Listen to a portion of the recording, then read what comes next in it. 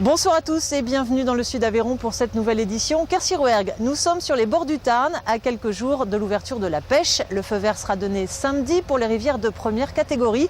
Les amateurs de truites arc-en-ciel n'auront plus qu'à s'installer. Les associations de pêcheurs ont d'ores et déjà procédé au lâcher. Reportage tout de suite. Ils sont venus faire leur marché. Dans cette pisciculture aveyronnaise, une association de pêche miavoise a passé commande. 400 truites pour aujourd'hui, et pas de n'importe lesquelles. Ici, l'arc-en-ciel et reine.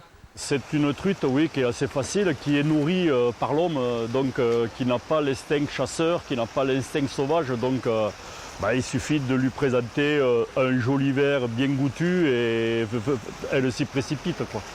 Direction Millau pour le premier lâcher dans le Tarn, une rivière où la truite sauvage fait aujourd'hui défaut. Samedi, les pêcheurs s'y retrouveront.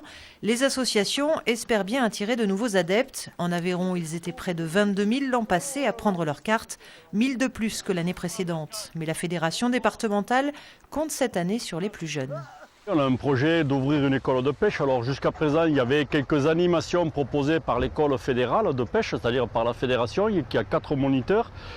Qui avait par-ci par-là, il y avait 4 ou 5 journées sur l'année chez nous, sur notre APPMA, parce qu'ils se dispersent sur tout le département. Et on veut essayer d'avoir une activité plus régulière d'école de pêche. Sur le Tarn, d'autres lâchers auront lieu environ tous les 15 jours, tout au long de la saison programmée jusqu'au 18 septembre prochain.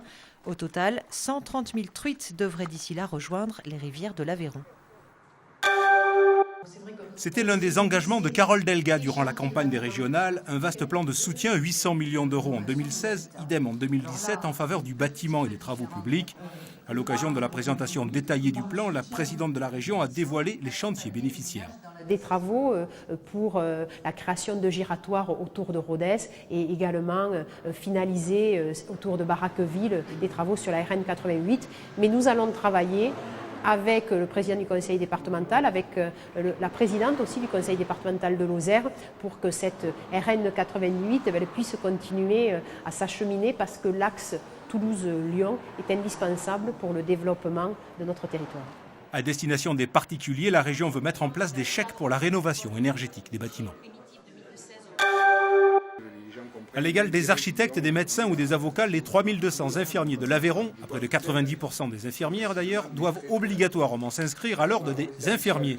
Instance très peu connue pour ces professionnels de santé exerçant en libéral ou salariés d'un établissement de soins public ou privé. L'ordre veille aux principes éthiques, à la compétence et aux relations entre les patients et leurs infirmiers. Vérifier leurs compétences, leurs diplômes, donc pour assurer les patients qui sont vraiment pris en charge par des personnels qualifiés et compétents.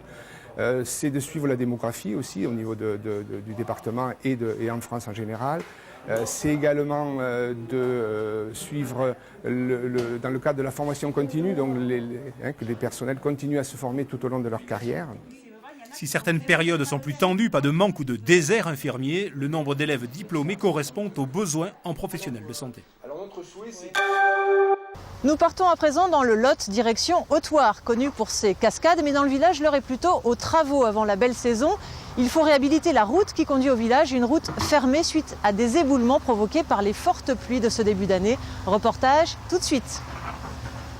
Plusieurs centaines de mètres cubes de roches en équilibre au-dessus de la chaussée. Depuis le 13 janvier, l'accès sud du village d'Hautoir est toujours fermé. Pour sécuriser la route, une seule solution, purger la falaise à l'explosif. Il est vraiment trop dangereux de mettre une pelle mécanique ou de mettre des moyens humains, je dirais, sur une masse aussi instable. L'intervention est très spécifique, elle consiste à faire venir des hommes qui sont formés à l'usage des explosifs, mais qui interviennent sous corde. C'est-à-dire qu'en cas d'éboulement et d'effondrement de la masse pendant le forage, les hommes sont en sécurité. 46 forages garnis de 15 kg d'explosifs. L'opération est délicate, chaque cassure doit être anticipée. Chaque trou a un amorçage propre. Donc un détonateur propre pour l'amorçage qui est en fond de trou. Donc l'explosion est initiée du bas et remonte. Donc le but là, c'est de fracasser et de légèrement pousser. Voilà. 13 heures, dernière consigne de sécurité.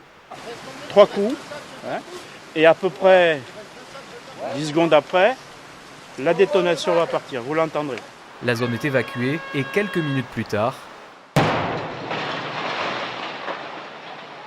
300 mètres cubes de rochers auront été dégagés de la paroi. Le double reste encore à faire glisser. La départementale 38 ne réouvrira certainement pas avant la mi-avril. Au total, le chantier pourrait coûter près de 75 000 €. L'Empaillé est le dernier né de la presse aveyronnaise, un journal sans hiérarchie, sans pub, avec simplement l'envie de dire des choses et de participer au débat citoyen. C'est un journal qu'on range dans la sphère des médias alternatifs, qui a vocation un peu à rentrer dans le chou des pouvoirs locaux, qu'ils soient médiatiques, politiques, etc. L'Empaillé est en kiosque depuis une semaine. Ah, l'Empaillé, 20. Donc j'en ai vendu 23, exactement. Pour le moment, on ne le trouve que dans le nord du département. Au sommaire, des articles sur les luttes, mais aussi un désengage de José Bové et une enquête caustique sur la famille Bailey. Il est très sérieux sur certains aspects. Il ne se prend pas au sérieux parce que, voilà, d'où un nom comme l'Empaillé, ça ressemble à un fétu de paille. Mais on n'a pas d'ambition de remplacer la Dépêche du Midi, au contraire. Mais par contre, d'être à côté et puis de viser mieux des fois, ouais. Une quinzaine de personnes ont participé à ce numéro 0, un moyen d'expression né d'une nécessité de se retrouver collectivement, d'échanger et de partager des pratiques et des informations. L'expression de groupes qui ne se reconnaissent pas dans les organisations traditionnelles, politiques ou autres. Il revendique rien, mais il veut tout. Et ça fait comme une partie du mouvement politique à l'heure actuelle qui s'inscrit dans une tradition, peut-être libertaire. Moi j'aime bien ce mot-là parce que j'y mets des chouettes choses derrière. Une aventure citoyenne à 2 € le numéro. L'Empaillé est un trimestriel qui fonctionne comme une caisse de résonance du mouvement social. C'est la fin de cette édition locale Quercy-Rouergue. Tout de suite, l'actualité nationale et internationale. Excellente soirée sur France 3. À demain, 19h15.